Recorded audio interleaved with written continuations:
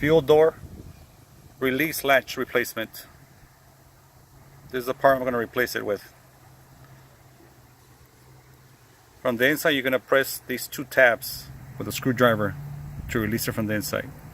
But first, you must remove the panel first.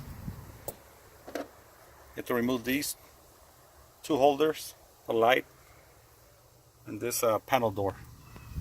Just get a small screwdriver and pry them out.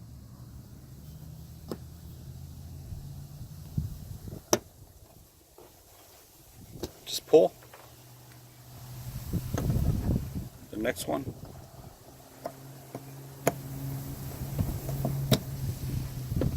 And the light.